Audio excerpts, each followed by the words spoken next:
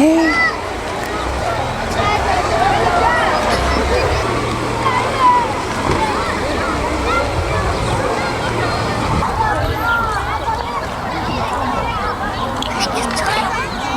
mübarek, soyadım Çakma. Şu an mezarlıktayız. Bugün Arife günü. Herkes mezarlığa toplanmış. Çok güzel bir görüntü var. Ölenlerini ziyaret etmek için. Her Kurban Bayramı'ndan bir gün önce yapılıyor. Ve birlik ve beraberlik ortamı ortaya çıkıyor. Güzel görüntüler ortaya çıkıyor. Ölüm bir haktır. Yani bütün canlılar elbette ölecektir. Ölüm haktır.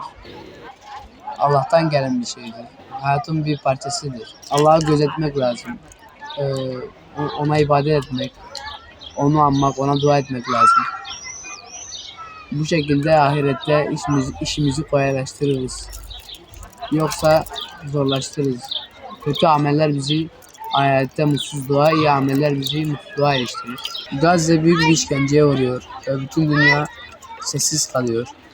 Buna sessiz kalmamalıyız. Boykot ürünlerini kullanmamalıyız. Allah onlara yardım etsin. Ölenlere Allah'tan rahmet, yaralılara şifa diliyorum. Boykot ürünlerini kullanan bu işe ortaktır. Ne kadar boykot ürünlerini kullanmasak o kadar Gazze'ye yardım ederiz. İlyas Çakmak, mezarlıktayız. Ölülerimizi ziyaret etmek için burada bulunuyoruz. Onlara böyle çiçek falan koyuyorlar. Suluyorlar mezarlığını. Çiçek falan böyle bir şey çıkmışsa temizliyorlar. Tesbih çekiyorlar. Ben su taşıyordum.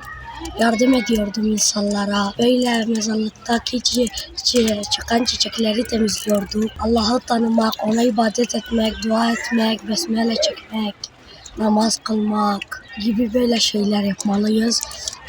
Bir de ahiretimizi korumak, böyle iyilik yapmak, kötülükten kaçınmak, sadaka vermek, zekat, böyle namaz kılmak, oruç tutmak. Gazze'ye yapılan bir zulümdür ve bu zulüme kimse ses çıkarmıyor.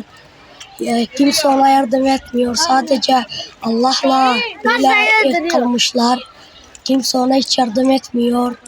Allah onları korusun. Şu an mezarlıktayız. Bugün Arife günü. İnsanlar ölüleri ziyaret etmek için geliyorlar. Dua etmeliyiz. Allah onları korusun. Allah onlara şifa versin.